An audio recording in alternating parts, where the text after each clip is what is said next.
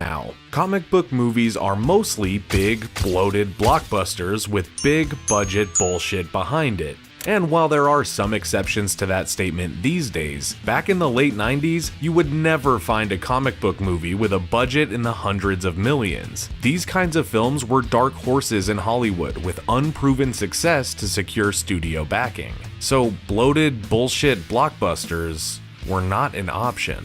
Yeah. I'm gonna be naughty. Now, there's probably no need for me to explain the early days of Marvel movies and the constant state of financial decay that the company was in prior to the inception of the MCU. But suffice it to say that Marvel, the juggernaut movie studio that now owns their own corner of the industry, was once so broke that they sold off the rights to some of their characters and IP to stay afloat. This is how we got movies like Spider-Man from Sony, The Punisher from Artisan, and of course the X-Men saga from Fox. Included in that offload of IP was Blade, which was sold to New Line Cinema, a movie that many did not know was even tied to the otherwise colorful and bright Marvel brand, and that, in the 90s, was actually to this film's benefit. The world you live in is just a sugar-coated topping. There is another world beneath it. Blade is a half-human and half-vampire hybrid whose mother was attacked by a vampire during childbirth. This gives Blade the unique cocktail of DNA which gives him all the strengths of these blood-sucking cultists, but none of their weaknesses. It's called being a daywalker in this movie. All our strengths, none of our weaknesses. Blade's mission in life is to use his curse in order to hunt and destroy any creature that he can find. He achieves this with the help of his trusty mentor, Whistler, played by Chris Christopherson, who adopted Blade as a teenager and trained him in combat. Whistler is Blade's guy in the chair who provides technical savvy, companionship, and a special serum that Blade injects to keep him from craving blood. Remember, he is a vampire after all, folks. You tell him it's open season on all suckheads. Now, seeing as this movie is almost 30 years old, and this is a revisited video, it's safe to assume that you've already seen this movie, and personally, I'm not really interested in recapping the entire plot and calling it a day. Instead, let's just go over the good stuff. How does this movie hold up, and what makes it great after all these years? Oh, and also, we're definitely gonna spoil some Deadpool and Wolverine somewhere in this video, so I'll warn you when we get there. Let's go. But it's daytime! First off, let's talk about this movie's legendary opening scene. The movie opens on what appears to be an incredibly stylized late 90s rave, complete with shiny leather, edgy music, sexiness, debauchery, and, oh yeah, blood raining from the ceiling sprinklers.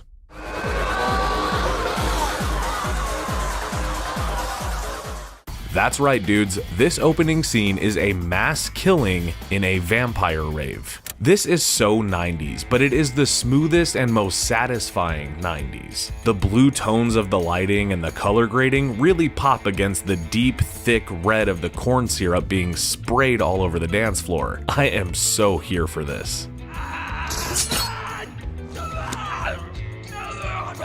The villain of the piece is a ruthless and reckless vampire with something to prove called Deacon Frost, played by Stephen Dorff. This guy is basically seeking to either capture Blade and use his hybrid blood to push the evolutionary scale of vampires to the next level, or collab with Blade so that he doesn't have to use force. Well, Blade prefers using force, so now we have our main conflict.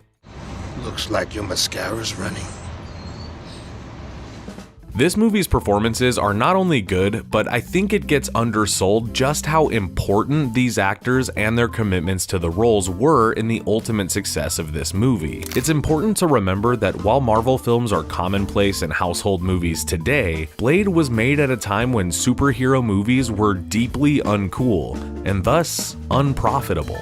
Director Stephen Norrington was already facing slim odds of a commercial success when taking on this project, but thanks to the cast and crew taking the project so seriously, and the actors truly committing to the absurdity of it all and delivering serious and grounded performances, is what makes this movie special.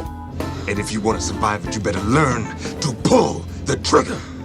Wesley Snipes' Blade is really one of those all-time superhero castings that we put up there with Hugh Jackman as Wolverine or RDJ as Iron Man. Snipes gives Blade a hip and cool edge by cracking the occasional joke, reacting with his extremely expressive orange eyes, and even throwing some signature one-liners into the mix from time to time. You know which one I'm talking about.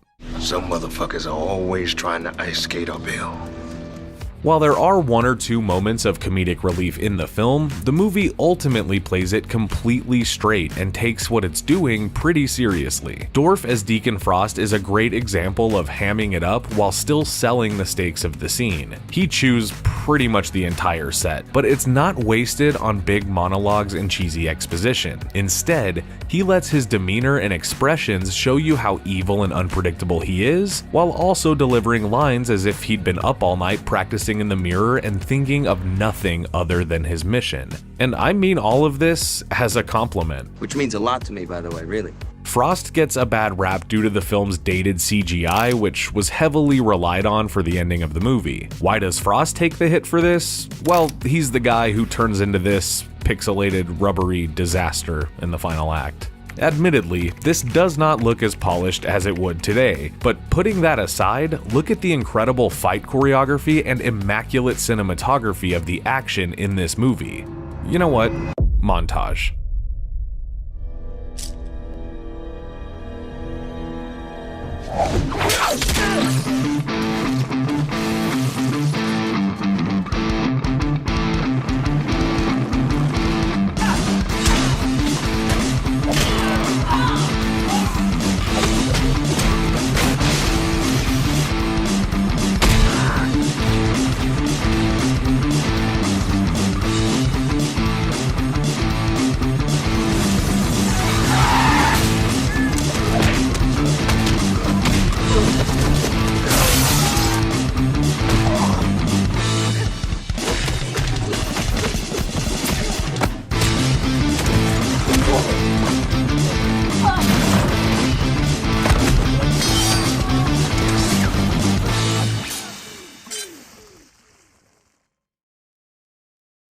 While the action and carnage is fun, it's also only part of a very delicious pie. The dynamic that Blade has with the supporting cast is also fun on the rewatch. Blade and Whistler have a father-son type relationship that adds a sweet layer to his character and leaves you gutted by his reaction to Whistler's almost death scene. By the time you watch this, your friend Whistler should be dead. To add another layer to Blade's character is his dynamic with Karen, a human that wants to help and maybe bone Blade. If Whistler makes Blade sweet, then Karen makes him tough. Her involvement gives Blade a reason to stay sharp and be alert. Cause see, while our hero has no problem going out at night to kick some vampire ass, what he's really interested in is protecting people. And with Karen being around, he's constantly looking out for her safety. It's important to note that what makes Blade a great character goes beyond the obvious. I mean, sure, the duster jacket, the ninja weapons, especially those katanas, and the shades and tattoos sure make him look cool, but his stoic attitude with those small elements of humor and most importantly, humanity, that is what makes Blade a great character. Motherfucker, are you out of your damn mind? Behind the scenes, Norrington and Snipes would both eventually get sick of the franchise, with Norrington passing the reins for the next film to the modern master of the macabre, Guillermo del Toro, for a sequel that is just as much fun as this one. Snipes would appear as Blade in all 3 installments of the trilogy, but reportedly would get more and more difficult to work with as the films went on. See, Snipes was so ingrained in the character of Blade that he would remain in character at all times, making him seem unapproachable and unfriendly to basically everybody on set. Motherfucker, I'll kill you. I'll just enjoy it better. This would lead to the films having diminishing returns and eventually fading out and being pruned to the void. Until... Oh, this is gonna be good. For those of you that love Blade the way that I do, you must have been just as stoked as I was to see Wesley Snipes enter the frame as Blade in Marvel's latest multiverse outing, Deadpool and Wolverine. Seeing him whip out some blades and kick some ass was everything I needed to fill that blade-shaped hole in my heart. However, while I love that he was in the movie, and for a good chunk of it with plenty to do, I was disappointed by the rehashed use of a catchphrase and the not so subtle wink at the camera and Mahershala Ali's blade. It just didn't feel like the character in those moments.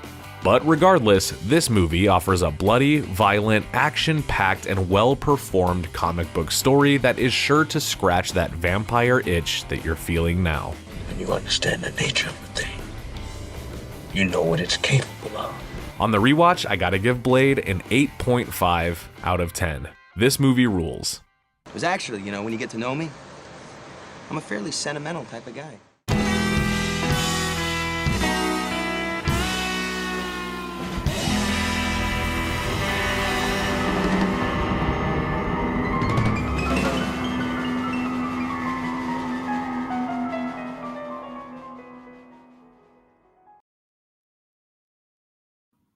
Hello, everybody. Welcome back to Friday Night Flicks.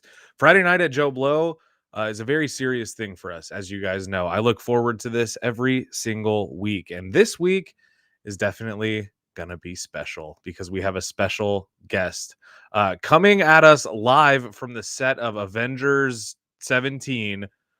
We have Taylor James Johnson, the star. This is America's new Captain America. Oh, wow. No, We're revealing it no. here, folks. Well, thank you. Thank you for having me here. It is an honor. It is a blessing. What are we going to talk about today? Well, if it wasn't obvious from the background of our footage here, we're going to be talking about Die Hard, but not just Die Hard, Taylor. We're going to be talking Die Hard as a franchise. Okay, that's 5 movies we're going to be discussing tonight. Wow. Well, let me tell you, that franchise, it has a special place in my heart. I love the first Die Hard, of course. Everybody does. If you don't, I do. what's wrong with you? But as a franchise, I love and hate it. Ooh. If that makes sense. It should. So where do we begin here? We're just ordinary guys like John McClane. Just a couple of John Entering into this McClanes. adventure. I hope we can expect twice the explosions because there's twice the John McClanes on this live stream. So here's how I say we start. In my opinion, the interesting conversation is going to come from, we ranked these movies independently, you and I. And on a sticky note right here, just in case I forgot. Very nice. Mine's a little bit less analog. I have mine here though. It's on a little digital sticky note on my computer. But we found obviously that our rankings of these two movies were a little bit different from each other. And I'm glad because you know what? I asked a lot of people, how would you rank the Die Hards, or what is your favorite Die Hard? And usually it's a completely different mishmash. Yes. Everybody has a different order except for, the first one. And probably except for number 1 and number 5. Most people agree about the Die Hard sandwich. Yeah. The meat. The Die Hard meat.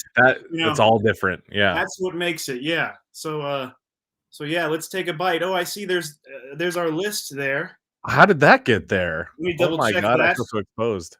Oh wow, yours is horrible. No, just kidding. Let's start with this. Look, let's start from 5. No, let's start with what's obvious. Die Hard.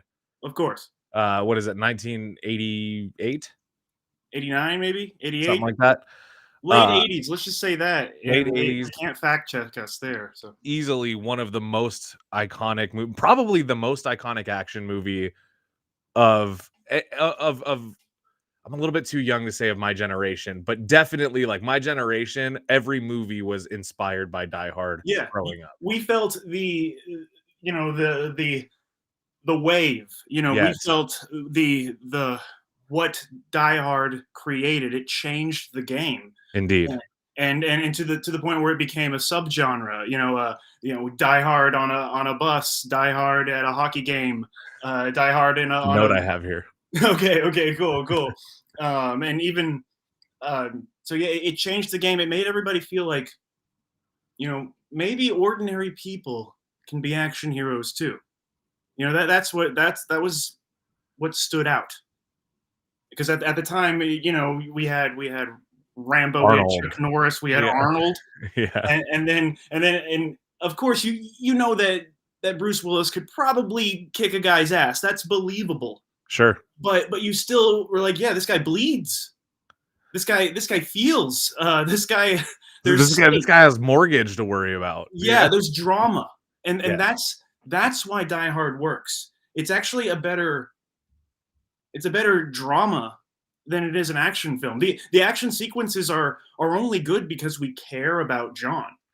I agree. I actually think that a big selling point of that movie is that the protagonist is really, I mean, like I don't want to take anything away from how much I love Die Hard, but to me, the action is a lot less impactful if you were to take away how much you just want John McClane to get through this, and that's to me also that's another thing that some of these ripoffs miss, because Die Hard on a boat or Die Hard on a spaceship, they can be fun, but if you don't really care about the person that's encountering this, whatever your antagonist is for this insert, it doesn't hit the same, and it's not ever going to be the same. And I think that No way. Willis truly is he's like my horror icon. When I think of, or I'm sorry, horror action icon. We're done with Halloween. I know. We're moving on to Christmas movies, I guess.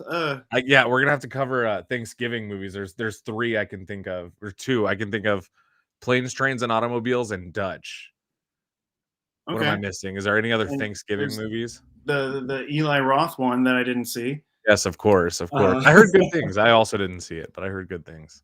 But yeah, it's all about the drama when it comes to Die Hard 1. Yes. And yeah, if you agree or disagree whether or not it's a Christmas movie, it became a Christmas movie. Like, enough people watch it on Christmas that it's a Christmas movie now. It doesn't matter. Like, it doesn't matter if that was the intent.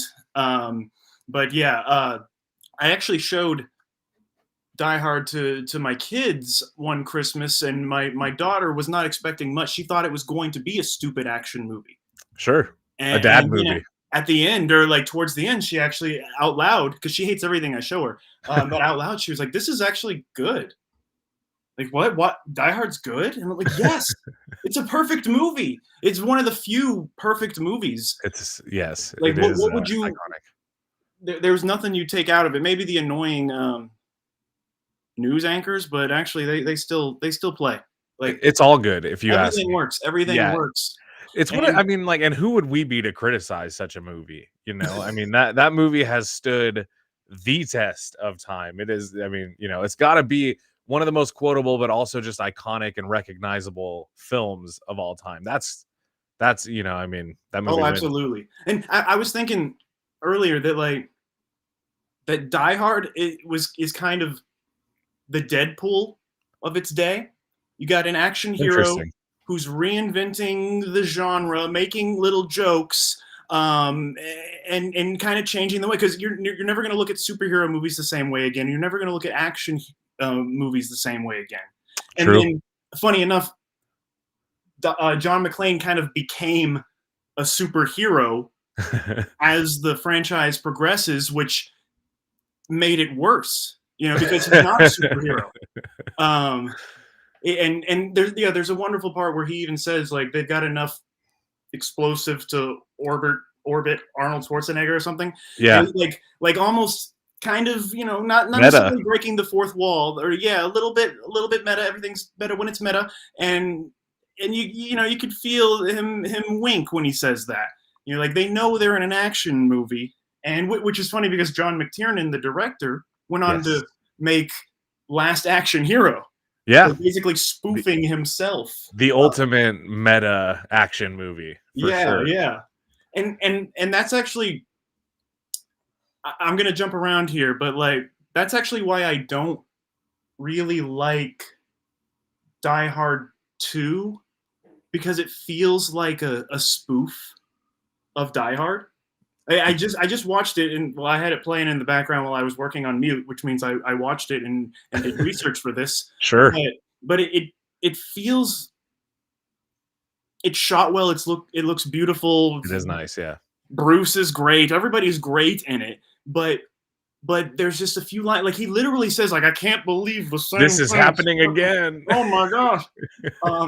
But now I'm gonna contradict myself, just like the Die Hard franchise. I was actually thinking, like, if John McClane was a real person going through all of this, I was kind of putting my Last Action Hero helmet on. Sure. Like, what would it be like to a real human, to their psyche, to go through all of these adventures and to feel like, you know, your life is getting sequels? And then I thought, like, actually there are people who live those kinds of lives. So it's not too far fetched, whether they're in the military or you know, police officers. But even, like, there was a woman who was on the Titanic and the Lusitania and another sinking ship. So it was like her life. Yeah. Like, oh my gosh, here we go again. 3 movies you get out of that girl. Yeah. Yeah, and I think there was even somebody who was maybe in New York on 9/11, and then they were in London on another. It was just like, oh my gosh. So it's not completely unbelievable when you really think about it. But Sure. I'm not thinking while I'm watching Die Hard 2. Sure. So that's that's the problem, because you're like, this is ridiculous. Like they're laughing at themselves too much, even though the action is wonderfully choreographed, beautiful, the plane exploding, it's still just, it feels like a joke. I don't how do how do you feel about Die Hard 2? Well, first of all, quite an explanation. You're not wrong though. I think No. there's a lot of comments that agree with you. It does almost feel like somebody said it felt like a parody of itself. That kind of sums up my feelings. Although, and if we look at here's a good kind of to sum up my thoughts, I guess, in the most efficient way. My thoughts on Die Hard 2 is it's the second worst Die Hard movie. Now, there's only one Die Hard movie that I don't like. There's only one Die Hard movie that I really don't like. Has no redeeming qualities. Yes, and that would be my number 5. We'll get to it. But to me, Die Hard 2, it's because here's what it is. I can't get past when I watch Die Hard 2 going, how the fuck did this happen again? And how am I supposed to believe that everything happening is one just like what you were saying, how I guess it's not impossible. I get hung up on just kind of like, why is it winking at me, like saying, can you buy this? Can you believe this shit? And I'm like, well, you're trying to sell it to me. I mean, maybe the problem is that it shouldn't have taken place during Christmas. Perhaps. You know, that's it's actually, yeah, too many coincidences. Coincidence happens in life. Like there are crazy, spectacular things that, you know, life is stranger than fiction, right? But sure. But yeah, to have it on Christmas in a his wife is basically a hostage again. She's Mary Jane. She's just there to be afraid. And the villain, who's great, actually, he's pretty good, but it also feels like he needs to be in another movie, and that he's just trying to do a Hans Gruber, which he can't. He's too similar. Yeah. How funny is that? That's a funny way to put it. He's too similar to do a Hans Gruber. But also too naked.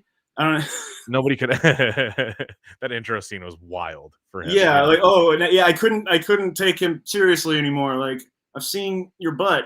Yeah, yeah. It's like the dad from Mallrats. It's like Michael Rooker and Mallrats. You know, it's like after that, you're not afraid of that guy. Yeah. I think it's funny. Die Hard. You know what it is? Die Hard 2 to me, it's like when it's. I mean, it's not exactly like this, but it's a good comparison. It's the Suicide Squad versus Suicide Squad. If Suicide Squad was the better first movie, because it feels like it's just, let's reboot it with pretty much the same exact elements, but with a different polished, you know, whatever, and kind of like just copy and paste some of the good bits and then change enough of it to feel like a few years later it might be a different movie, you know? And it's just one of those like mini sequels, completely misunderstanding what made Die Hard work. I don't know if I said this before. It is lightning in a bottle. And so when Die Hard 2 comes and tries to strike lightning in the same spot, exactly the same way, you're like, no, that's not gonna work. And it doesn't, and it feels ridiculous. If you wanted, it is fun. Like I would rather watch Die Hard 2 like 10 times in a row than Good Day to Die Hard. Sure. Like, and maybe like if it wasn't a Die Hard sequel and it was just a Die Hard spinoff, if it was starring Jean-Claude Van Damme, we'd be like, this is one of the best Jean-Claude Van Damme movies out there. For him, right? it would be for Chuck sure. Yeah, Norris, you'd be like, this is the best Chuck Norris movie. that is true. It's so, that it's a Die Hard movie that drags it down. I think that's the problem with every Die Hard movie, is like most of them are probably good movies on their own, but we're watching it through our Die Hard box, and I'm just like, this isn't Die Hard. This isn't Die Hard. Yeah. With the exception of moments in With a Vengeance. If you'd like to get to that now. Sure, but actually, before we do, let's backtrack it a little bit to Die Hard, because I want to settle this debate, you and I, for the audience, because some people in the audience are saying it's a Christmas movie. Some people are saying it's definitely not a Christmas movie. Okay. I figure we could be the definitive voices on that. Yeah. Well, we're qualified. So there is. This is the debate of our age, right? Indeed. So Bruce Willis himself said that it's not. I believe McTiernan said that it's not. Right. And it was released in July, right? Or in the summer. It was a summer movie. It was a summer release. So the studio basically didn't think that it was. So the people making it didn't think that it's a Christmas movie. But now, and so it didn't begin as one. But now Die Hard has become part of our zeitgeist, our pop culture. I don't know if I'm using these words right, but yes, Die Hard belongs to the people now. I'm sorry, Fox, even though Disney thinks they own it. They don't own Die it. Hard, we own Die Hard, so the people get to decide. And the people, just for the fact that more than enough people have watched it on Christmas, I, as the authority figure here, oh wait, hold on. Of Christmas, I declare, I do declare that Die Hard is a Christmas movie. God bless us, everyone. There you go. That was great. You almost sounded like the teacher from Jimmy Neutron, if you know who I'm talking about. Probably not, but that was amazing. That was a good little sample of your talented vocal range. Thank you. You're talented. I can't do it, but if I wanted to, I would try to just up and down. You know, it's all here. Before you do a narration, this is one for the audience. Before you do a narration, do you do vocal warm-ups? Because sometimes you sound, I mean, all the time, but like your voice is so radio. It's crazy. My background is in radio. I got thrown in front of a microphone one night. Because I was the only person at the radio station who had seen the Oscars or had seen any of the movies that were nominated. So they just threw a microphone in front of me. Okay. And so I have lots of experience, but you kind of just do this kind of stuff. I brush my teeth sometimes, and then I usually drink a coffee. I listen to usually a rapper, usually a dead one, just to dead rapper. Let me write this down. Dead rapper. Just to like psych me up, and so like Eminem in the beginning. So okay, yeah, Eminem is dead. So it's more mental than if you just think it through.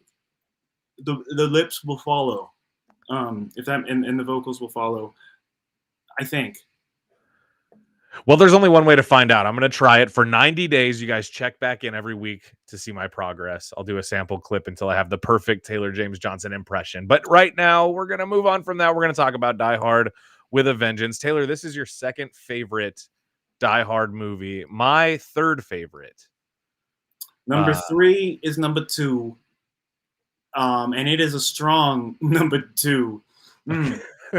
I did not think that through. But yeah, so first I want to hear why it's not number 2 for you. Okay, well, technically, my notes for what I like about this movie are longer than my notes for my second favorite, which is Live Free or Die Hard. So I guess to put it simply, I saw Live Free or Die Hard.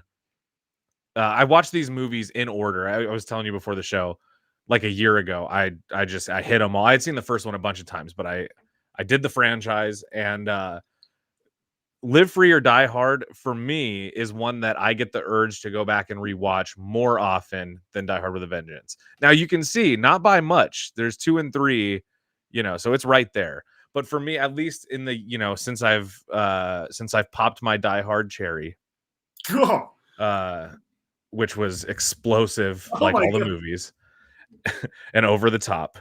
Ever since then, I've gotten the urge to go back and watch Live Free more than Die Hard with a Vengeance. However, I do think Die Hard with a Vengeance has one of the best villains after Hans Gruber.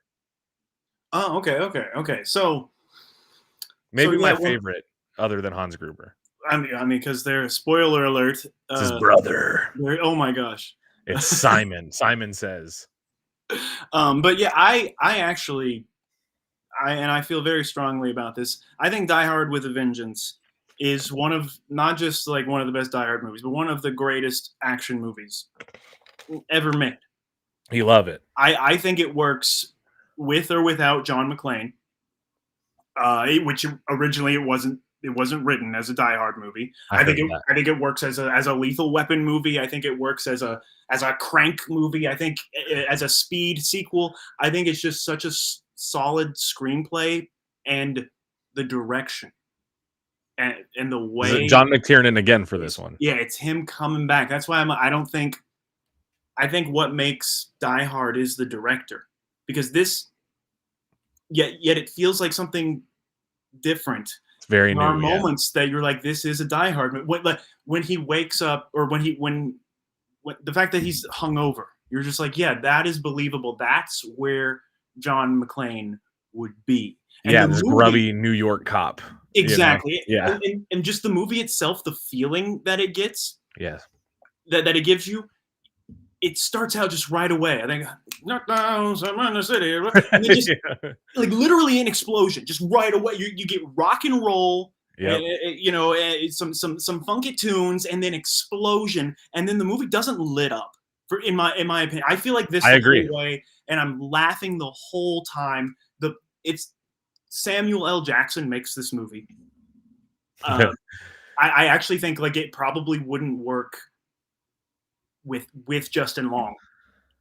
So my notes actually on Sammy L specifically are that I would watch a movie just about Zeus any day. I was thinking that same thing. I'm so into it. I love the chemistry that him and Bruce Willis had. I love like the initial. They feel like they should want to beat the. They feel like they want to beat the shit out of each other at all times, but out of necessity, they're like, we have no choice but to make this work. And that to me is more fun than you can ask for in a Die Hard movie, because the first one you don't have that same thing. You don't have that. The relationship, the fun dynamic is between Hans and John, but then in this one, there's fun dynamics left and fucking right. Everybody's having a good time. You have Officer Family Matters, there, but this is different. This is Officer Family Matters. It's a buddy cop movie, but it's also a little bit more. It's a little bit more than that.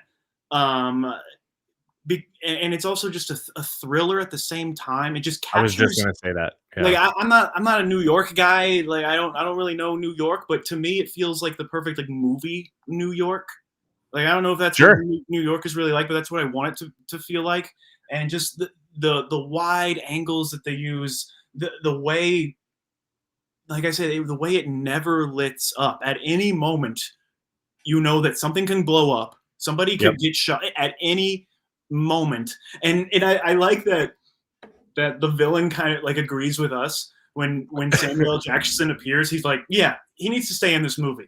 Yeah, he needs to stay. I like him. Like keep him. And it doesn't. This is the thing. Like it would still work if it wasn't a Die Hard movie. Sure, it would still totally work.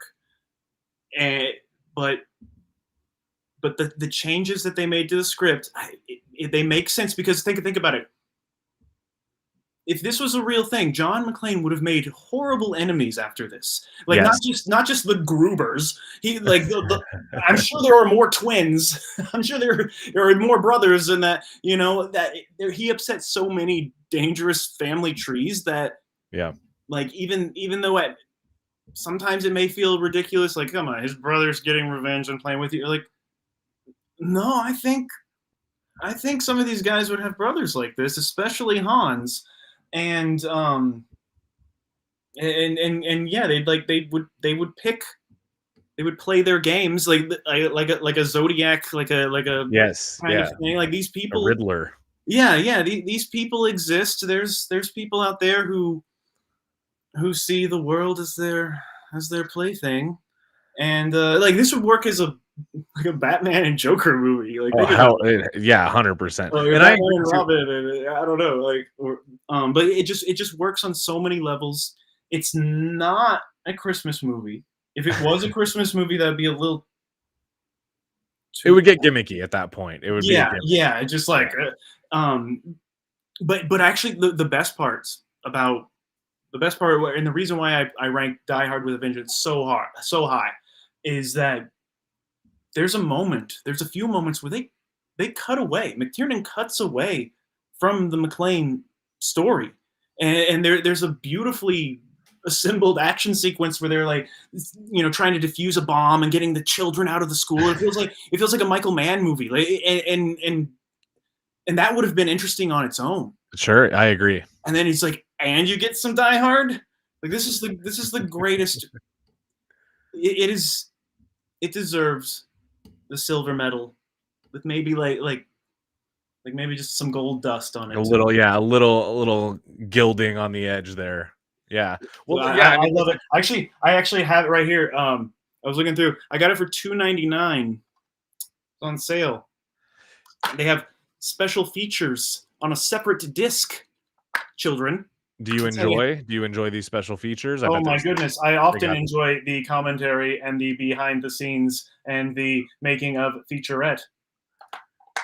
I from the way you read it off the DVD, I don't know if that's true, but what I believe is that you do enjoy those things. And is it true? Actually, I have a question. Is it true? I don't know if my memory is serving me correctly, but you have 2 physical copies of a certain Die Hard movie. Is that true? Oh my goodness.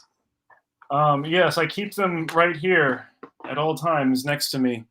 For some reason, I have Die Hard twice on Blu-ray. I kind of like, maybe I forgot that I owned it, or this one's the 30th anniversary. So, but like they both, I think I was just stupid, and my love for Die Hard took over my smarts, and I just bought it twice.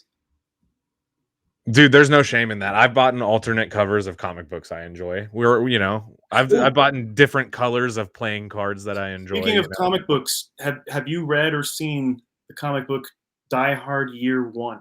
Or I've not. Did you know canon? Yes, it's on Wikipedia, Die Hardpedia too. But I haven't read it. I saw like images of it. And it's John McClane. He's a rookie cop. He has hair. Little different there. Lots of hair. Hair in the first one. And it kind of feels, just from the images that I've seen, it kind of feels like Death Wish, kind of like a gritty on the streets rookie cop. It does, yeah. Death Wish and kind of like Strange Days a little bit. This is actually pretty cool. So and I think like at one time Hollywood was going to use that. Yeah, there we go. They were going to use that as a source material for a Die Hard prequel film, but of course, I think that all fell through, and I don't. They should not make that anymore. Even though, like, it would just be another Indiana Jones. Exactly. Which, well, actually, that's not the first time, or that's not the only time Indiana Jones is going to be brought up in comparison on this stream. I have other Indiana Jones Die Hard crossovers. Wait a minute. What? Sorry to cut. Sorry, I don't want to cut you off, but I do have a quick question. Yes. Is this multiple issues or is this one big graphic novel? You're asking the wrong person. The wrong hombre. Okay, I'm gonna This track is it down because if it's good, if it's like one graphic novel, I gotta read it. it looks great. Yeah, but it should never be a movie. Especially now. Never. They've made enough. Stop it. If it would, let me ask you this, dude. If it was a movie now, who would play a young John Well, McClane? I mean, would you do the Looper thing again? Just CGI Joseph Gordon-Levitt's face. Yeah, or like, well, they gave him like makeup to make him look like a young Bruce Willis. Then it was like, so they've done it before. If anything, it should be an animation.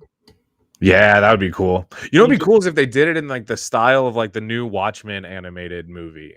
Okay, It's kind of like yeah. it's 2D, 3. It's almost like X-Men 97, like 2D, 3D. You know, yeah. that could be hot, dude. Because they shouldn't try. It's over.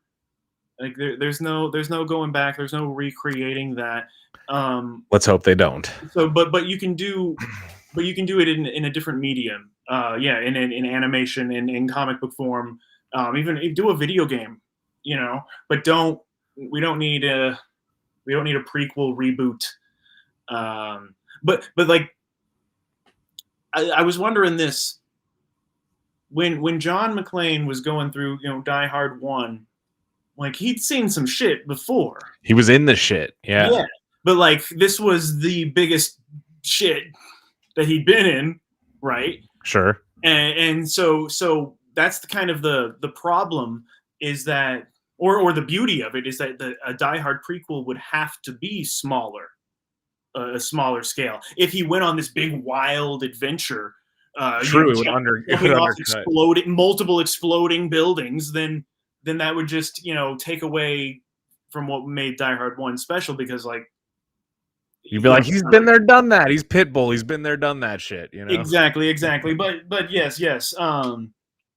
So they make Die Hard 1, Die Hard 2, Die Harder. They make Die Hard with a Vengeance, all within a few years of each other. But then they go like over a decade. Yep. I'm not exactly sure on the year. Maybe like a little bit over a decade. When we finally got another Die Hard. Yep. And in my opinion, we got the best sequel to Die Hard that year. Yes. That year was the best. I mean, that was the year that we got Die Hard. Yes. Sorry. Smart-ass. No, I'm gonna go first here, okay? Because here's my thing with this movie. This movie is what I would call, it's Die Hard if they were like, let's make it for the new generation. It's basically like a legacy sequel that was done the right way, that was done before the age of legacy sequels had to pack in so many, it is ahead of its time in a way. Yeah. And to that effect, it's done so well. I love what's his name? Matt Justin Long.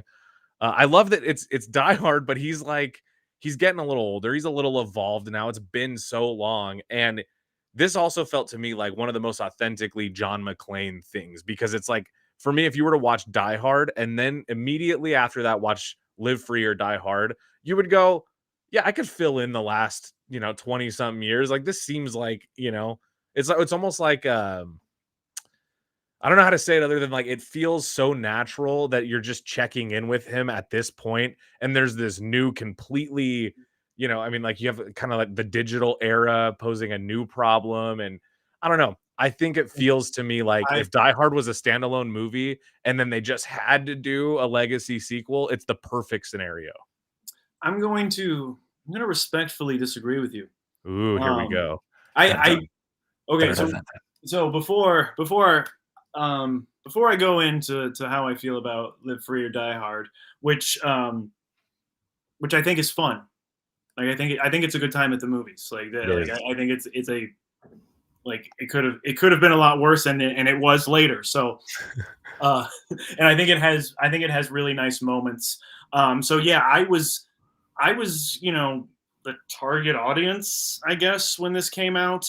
I was consuming the 3 Die Hard movies over and over and throughout my childhood, and then suddenly I'm a young man and I'm working as a projectionist at a movie theater back when you like actually had to.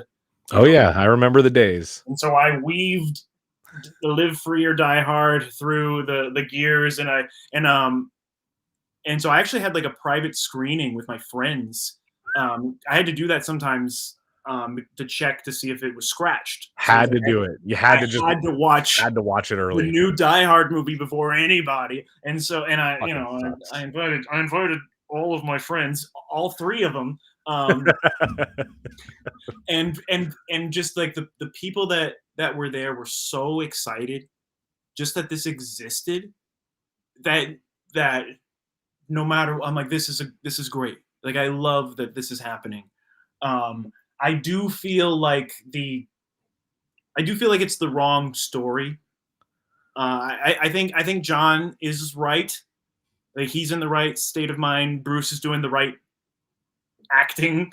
I just wish it wasn't so, because it's called Die Hard .4 or something, and some DVDs call it that. I think Bruce Willis wanted them to call it that, and because it's like, it just feels like people were the executives were sitting around a table and we're like, we need to make a modern Die Hard. What's modern? Computers. Yes, they're the bad guy. Even though they didn't use computers, but it's like, we're gonna use computers in a modern day. It's not like that. No, dude.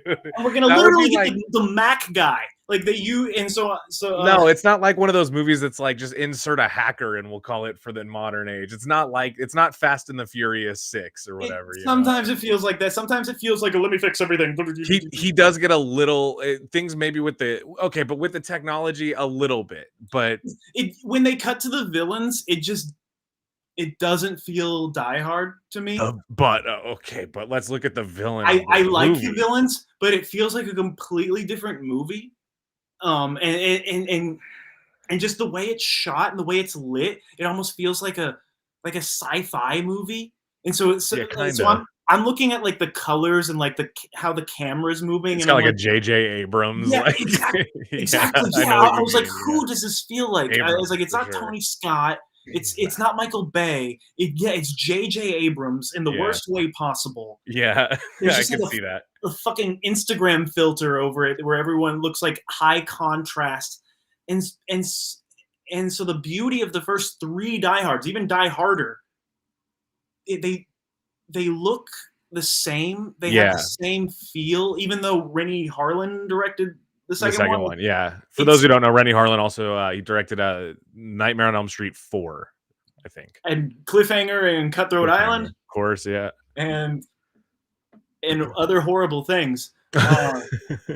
Like Die Hard 2 is one of his best movies. Let's say that. But I forgot what I was saying. Die Hard's what you were saying is they had a look. The trilogy, yes. the OG trilogy had a look. It had a vibe. The second one comes out, it looks like a Star Trek remake. It doesn't feel. That's the problem. Like I like what I'm seeing. Like, cool. Yeah, John is shooting. He's saying funny things. I'm having a good time. But like the Die Hard purist in me is like saying like, this is this is something else, and I can't get over that. And maybe that's just a problem that I'm gonna have to deal with. But because let's think about it. Let's compare scenes. So one of the scenes I remember is bad guys are coming in with big guns and he's hiding behind a refrigerator or something. Yeah, so okay. I can't even remember. I just fucking watched it.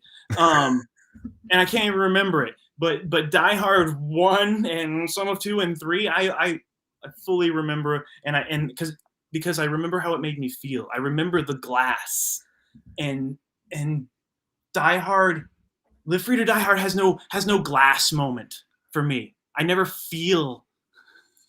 I love this so much right now. This is. I don't feel John McClane. I don't feel him. Where did he go? But there's hints of him, and so it keeps me there. So I don't want to say like it's a bad movie or it's a bad Die Hard movie. I just don't fucking like it. But I will say like it's a decent fun time at the movies.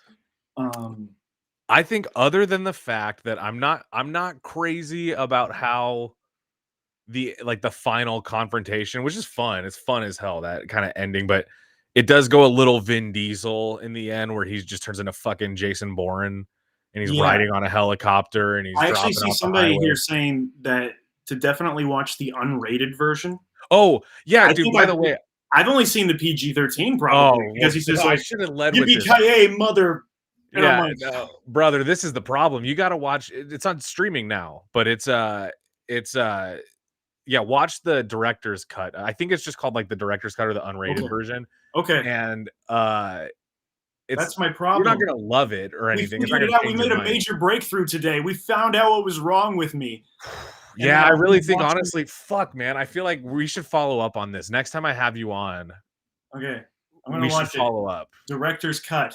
I think Yeah. and it probably won't change your ranking at all, but I do think you'll lighten up a little bit on what you don't like about it, because there's Okay. a lot more to be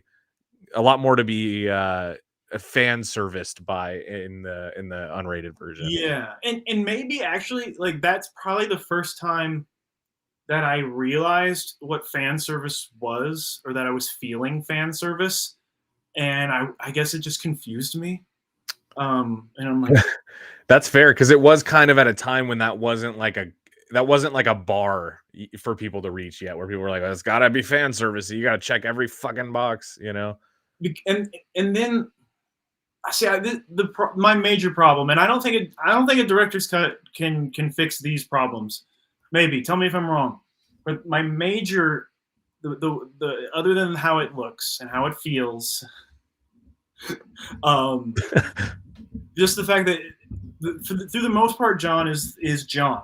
And then at the end, I remember him turning into a superhero, literally jumping off of a jet. He does do that, yeah. So he starts from so it goes from like Die Hard 1 where he's clenching his fists and he's like, ah, and Come then by, have a few laughs. and then Die Hard 4, he's flying a helicopter. And they mentioned And he's way older now, so I got over it. But like the beauty of John McClane was that he was afraid. He was a yes. human. He was afraid of flying, yet he had to jump off of buildings sometimes. But it was cool. I have to admit.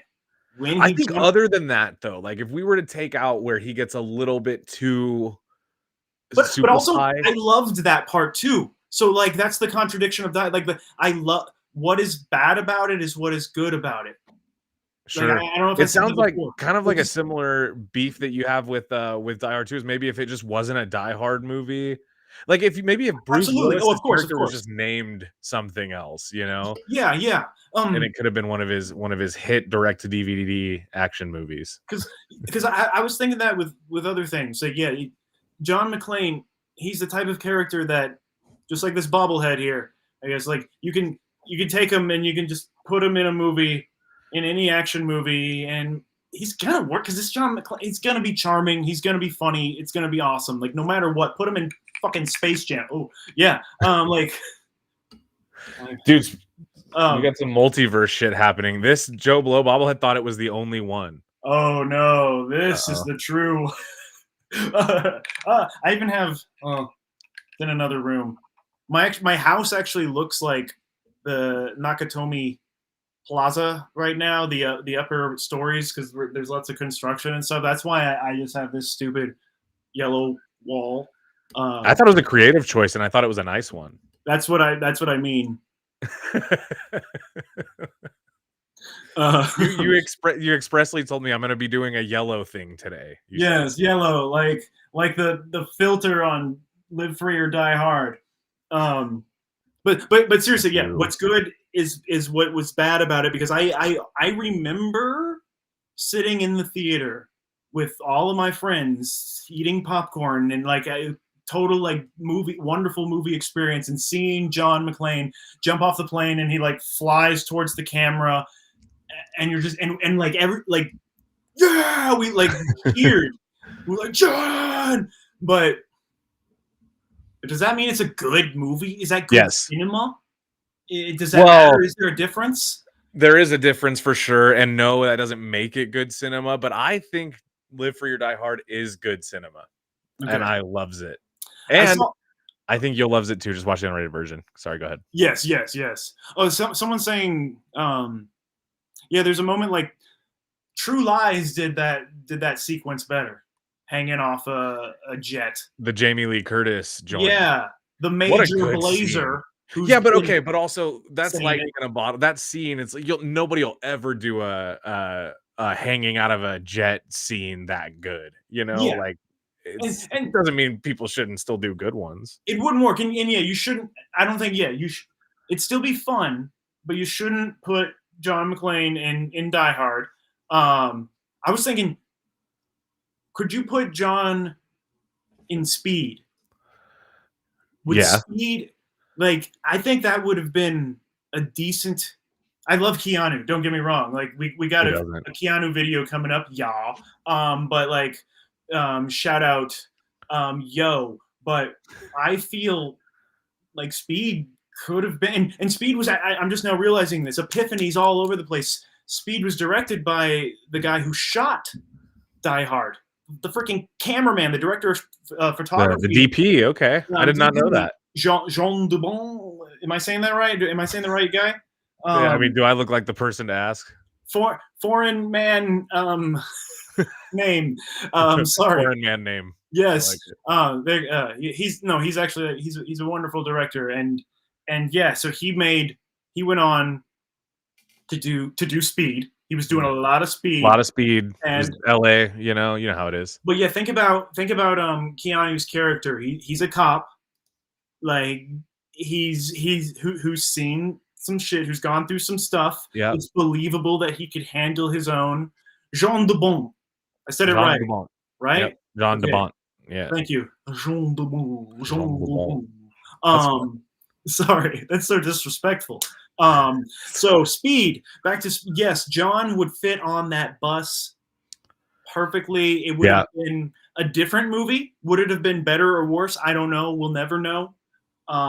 It would have been good though, and it definitely would have worked, because it would have been, the difference would have been, I think, the amount of charisma. There's just different charisma. Keanu Reeves had his own kind of thing going on, but he didn't have the warm macho charm of John McClane, which would have, I think, inherently just kind of changed the way that movie would have felt. Yes, and that's the thing. It totally would have felt different, but there's no way to know if it would have made it silly or what would have worked. But the story is similar to Die Hard with a Vengeance. It is similar. He's toying with a cop. You know, it's the same story. Like, it could have just been Die Hard with a Vengeance 2 or 1. Die Hard with Speed. That's Die Hard with Speed. That's the thing. I don't like the titles, the sequel titles. Die Hard with a Vengeance is fine. My least favorite one is to be honest, I think my least favorite one is Live Free or Die Hard, just because, like, that's so much to say. It's a lot going on. That's the state slogan for New Hampshire, Live Free or Die. Like, it's like a political. I was not aware of that. And the movie takes place in DC, so what the fuck? So that's when I first heard that. I was just like, Die Hard in New Hampshire? Does it take place? Like, that would have been a different movie also. Because you'll see that on license plates, Live Free or Die. Like, it's a political chant. It's a state slogan, and so that I could never take it seriously, even though it makes sense thematically, because it's about, like, people, like, taking over, right? Like, hackers, and there's Washington D.C. and I don't know. I hate the title. I don't know. Die Hard 0.4 works better, actually. Sure. Good Day to Die Hard is just, like, it sounds silly. Like, A Good Day to Die Hard. Yeah, like, imagine an SNL skit where they're just, like, pretending, or at the end of 22 Jump Street, they do, like, a list. Yeah, all the movie sequels. That's what Live Free to Die Hard, and especially Good Day to Die Hard's titles feel like. 100%. Like, it's finally time to die hard. This time he's gonna die hard. It's not a good day to die hard. Yesterday was a good day to. Actually, A Good Day to Die Hard, almost, to me, you're right. It definitely, I would say, sounds like one of those parody sequels from 23 and 29 and 35 Jump Street. But it also sounds like a James Bond movie to me. Like 007, A Good Day to Die Hard. and well, the So Die Hard is kind of based off a book, but it's also not at all. Yeah, it's the detective, right? Yeah, well, it's based on that's the same character in a book called The Detective, but the story from Die Hard 1 is called like Nothing Lasts Forever, which sounds like a Bond movie. It does. Nothing Lasts Forever. And so The Detective is the same character, and that was made into a movie with Frank Sinatra. And Right. then, like, a sequel to that book is Nothing Lasts Forever, which inspired Die Hard. And they actually like legally had to offer Die Hard to Frank Sinatra because he played, even though the character's name isn't John McClane. They changed the name, but technically, legally, like but through a contract, he is this character. And he was like 70 at the time. Yeah, I was going to say Sinatra would have been almost 75 years old at that time. And he's Frank Sinatra. It's like, come on, Toots. Yippee-ki-yay, yippee-ki-yay. And the movie The Detective is fine. I've seen it. I don't really remember much of it, but it's like a noir mystery, and you can see like, yeah, John has been on this adventure before. It's nothing like over the top or anything. But then, yeah, they basically just like, please turn it down, Sinatra. Please. Could you imagine if he didn't turn it down? What the fuck would that have? They would have been like, we're not really making it. It would be like the last thing he ever did. No, he lived for like another 10 years or so. But like, he turned down everything. So there's no way he would have ever done it. But yeah, if that was the one thing that like for some reason that like hit him, would they have gone through with it? And no, dude. Can you imagine? It would have been Dial of Destiny, because you would have had a geriatric Gran Torino. Like, he would have old man smoking fucking cigarettes the whole time, which maybe would have been on brand, but he wouldn't have been in a hurry. He would have been a musical, crooning, snapping. Exactly. I'm gonna get you, Hans. I love Frank Sinatra also, but he's not that good of an actor.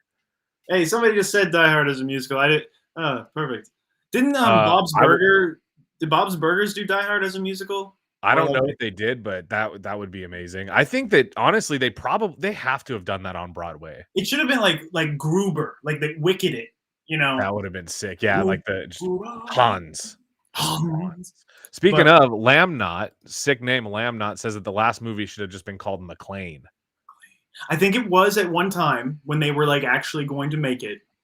And so like that's what I was thinking. If you had to make McClane, if like if Hollywood was like, here, you have to do this, or it should be like, in a perfect world, if you're gonna do it, it should be like Godfather Part 2, where you cut back and forth between young John McClane and you got older.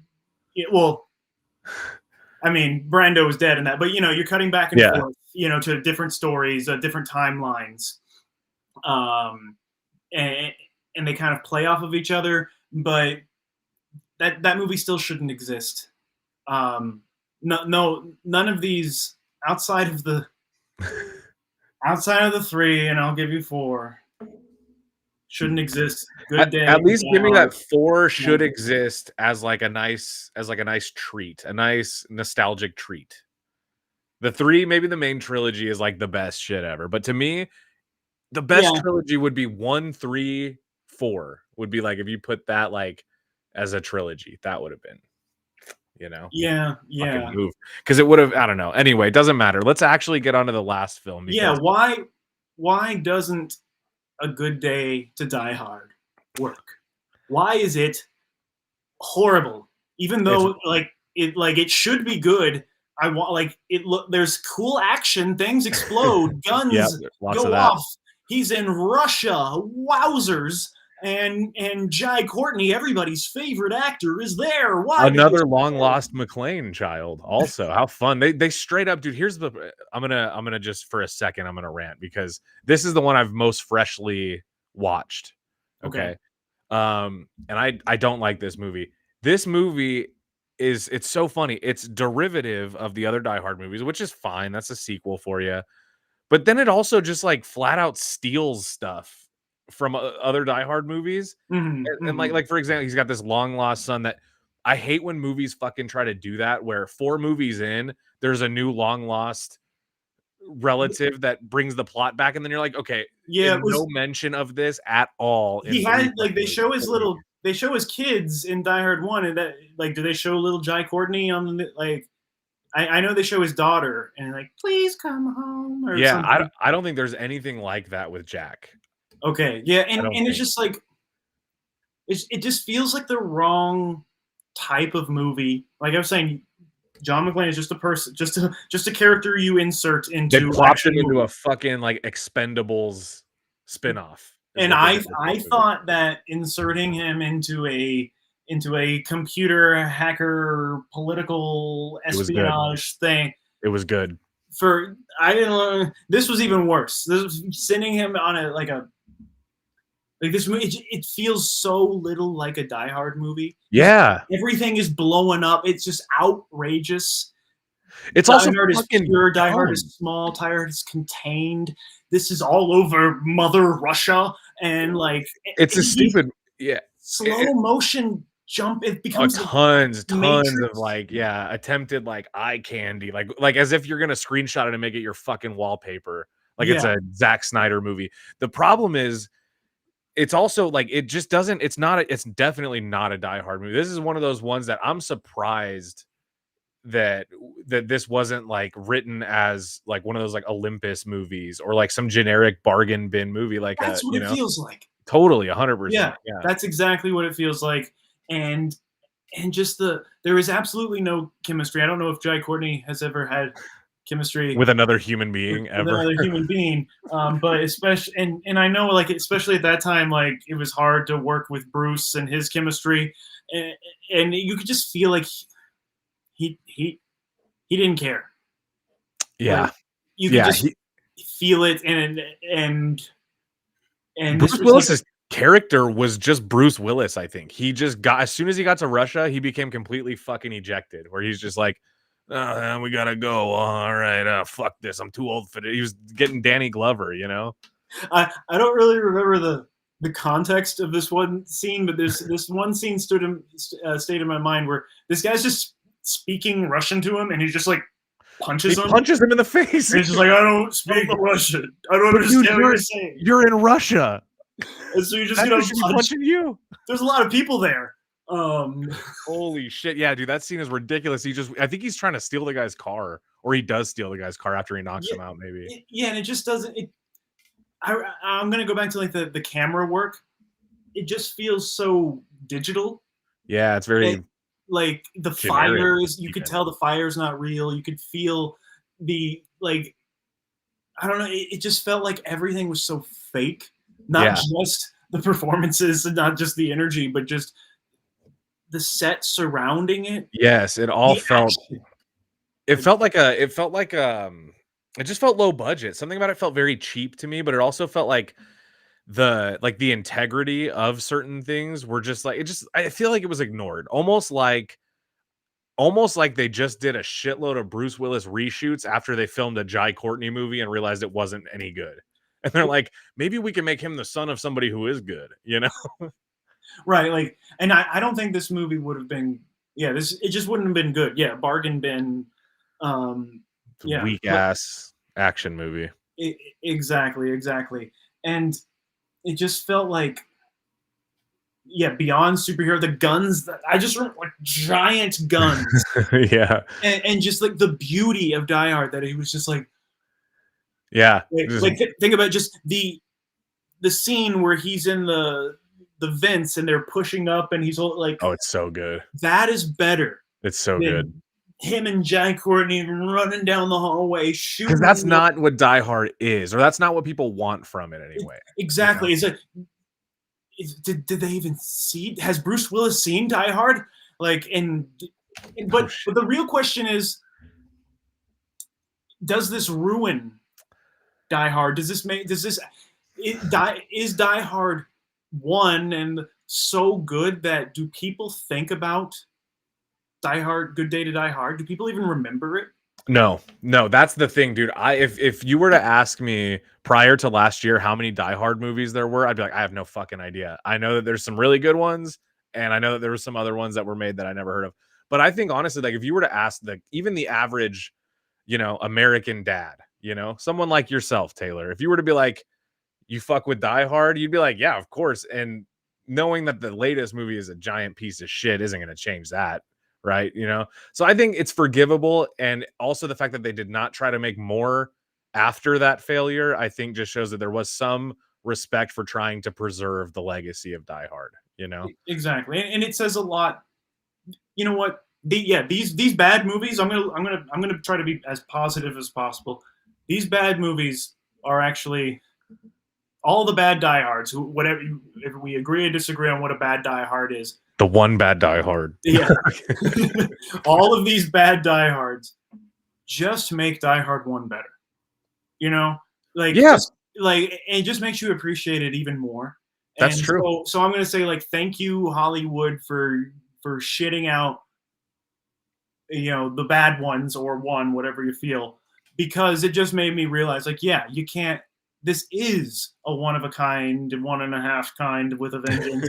This is a true special film, a special moment in cinema history, as that we should not touch. We should just live in its legacy. We should just live in the inspiration, because I'm so glad that Die Hard on A is a genre. That's my favorite genre. I don't care that it's a knockoff, a ripoff. It's just that story is so pure. It just works so well. It's one of the few movies where nobody cares when it gets ripped off, because it can be ripped off so well. It's just such a good concept of one guy on a train, one way out, and you're like, fuck it, I'm there. The everyman action hero. It's perfect. It's a perfect movie. There's only 5 perfect movies, and this is one of them.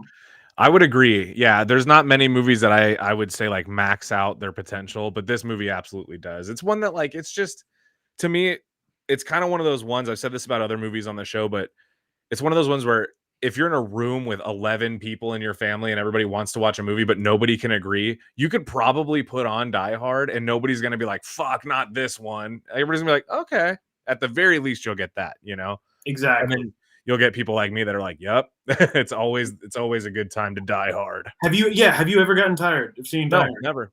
I've seen it probably, I haven't seen it maybe as many times as somebody who grew up on it, but I've seen it probably 10 times, maybe 15 times in my life. And every time I see it, I'm just like, yeah, that's a good movie. Yeah.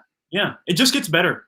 Honestly. I should also say you mentioned that's good. I'm a chronic rewatcher of films. I'm one of those people, I'll watch Almost Famous 5 times in 1 year. It's sometimes I get that way. So, but yeah, Die Hard is one of those ones that, I don't know. I do watch it around Christmas. My take on it being a Christmas movie is it's a Christmas movie if when you're watching it at Christmas, it kind of tickles that you don't have to watch it at music. There's Christmas trees. It's Christmassy. There's enough. Ho ho ho! I have a machine gun. There's enough. Yippee-ki-yay, motherfucker! Well, hey, speaking of this movie's legacy, Taylor, I want to be respectful of your time, but also our audience, because some people like to get out to the movies on Friday nights, like myself. Oh yeah. What's out? Well, I want to go see Venom 3 and just I see what all the. I've heard great things. Oh yeah, it's gonna be amazing. I actually like the first 2, so we'll see. I agree with the Buck Native that we need more hero smoking ciggies, dude. I agree. I also just like the word ciggy to describe a cigarette. That's perfect. But let's do this, dude, in honor of the film's legacy. And sorry guys about if your comments were groundbreaking stuff and we didn't get to them. Me and Taylor were just rapping, but join in next week and we'll talk about even more shite. But let's do a giveaway, because we like to, weekly, we like to give a little something to the audience. And tonight I feel like there was maybe a little bit, I wasn't as in on the chat as I usually am. Usually when I have a guest, it's a little hard to balance all that stuff, but you're only one person. You're only one, just like John McClane. Exactly. I'm basically John McClane. You are. And I've always said that. Everyone says that. But to give back to y'all for being so patient and for commenting, we're gonna do a giveaway, but we're not just gonna do a little figure. We're not just gonna do a Blu-ray. We're gonna do the full Die Hard franchise. We're gonna be giving away all of the movies, all 5 movies, good, bad, and ugly, on Blu-ray, in a collection set. Okay, and you can. How do they win? Look at this. This is what you need, Taylor. Whoa!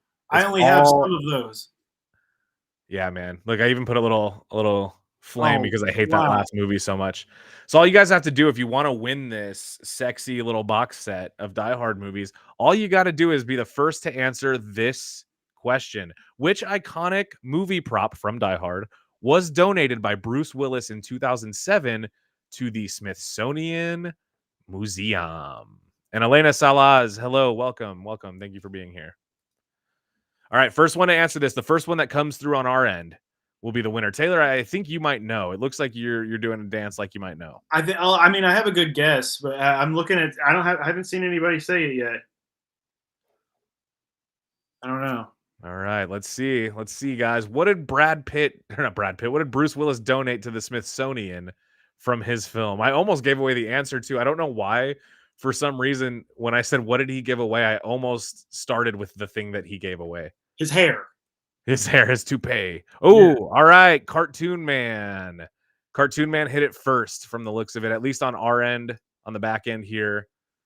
Taylor, maybe you can verify. Do you see anybody before Cartoon Man that answered this? We'll take shirt or tank top, I guess.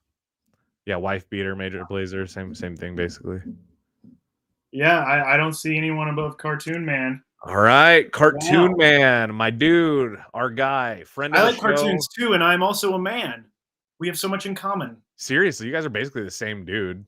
You and Cartoon Man. Regular people like John McClane. And yes, exactly. We're all John Mc. We are Venom and John McClane. That's imagine John McClane in a Venom movie. No, don't. I don't want to imagine him. And I don't want to imagine him anywhere near Sony's Spider-Man universe. All right, so here's what we're gonna do. Cartoon Man. I'm gonna have you email friend of the show and producer of the show, John Fallon. That's arrow@joeblow.com. Send this email address and email to claim your reward. I say this every single week, you guys, but it is important. Try to do it this weekend if you can, because what we like to do is send the stuff out that you win early as soon as possible, so that way hopefully you'll get it before the next live stream. That's kind of the move. So and we have the shirt right here. Look, we have a surprise. We actually got the John McClane. Yeah, donated. We did it from the Smithsonian. I broke in Nicolas Cage style and I stole it, and now it's just with my dirty laundry. Now, could Bruce Willis have been in National Treasure? Speak on that. Actually, rap about it if you can. Rap about it like hip hop? Yeah, in rhyme if you can. Could Bruce Willis be in National Treasure? I think he could, no matter the weather, as long as he wore a better sweater. Before I forget her, I'm gonna add his daughter, because she'll add to the slaughter and make the movie as successful as the administration of Carter.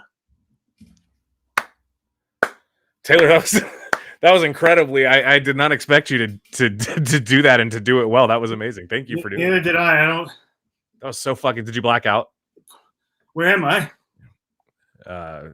Russia, and I'm Jai Courtney, and this time it's personal. All right, man. Well, Cartoon Man, claim your prize. Hit us up, Taylor. Dude, thank you for being on the show. Finally, we've had so many people request to see your face. Oh man, I'm so sorry, everybody. You disappointed nobody. Okay. Nobody was disappointed. Oh, somebody said we see your face, man.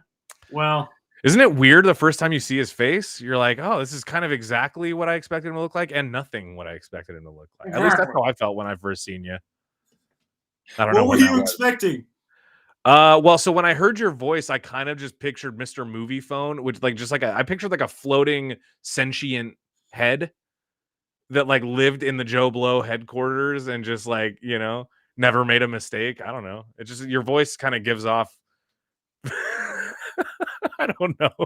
I thought you were just gonna be like, I thought you'd be taller or something, but that's better. Nothing like. Wow. I pictured you looking like the fucking Power Rangers thing, like just the head that like helps them out. Zordon, it's something like that, yeah. Or, Power Rangers, they're telling me to stay woke. Which, by the way, Taylor, make sure, I guess on a final note, make sure you stay woke out there, man. I'm always woke. I'm so woke right now. I just drank a coffee. You look awoke to me. Mm-hmm. All right, dude. Well, thanks again for being on the show. Audience, we loves you. If you guys want Taylor back, make sure you like the video, fucking comment, tell him how handsome he is, tell me how handsome I am. And also, guys, don't forget to pick up your Joe Blow merch. This is kind of the last thing I like to do for the end of the show. Grab yourself a t-shirt, grab one for Taylor, grab one for me. I'm wearing one. Hey, I almost wore that one today. I almost wore it. I'm glad I didn't. How embarrassing that would have been. And don't forget to read joeblow.com for the latest, hottest movie news. We love you all, and we will see you when we see you again. I'll see you guys next Friday for sure. All right, guys. Have a happy weekend. Make sure you like, subscribe. Taylor, thanks again, man.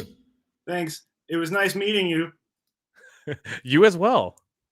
Bye-bye. Coworker, man. Peace. live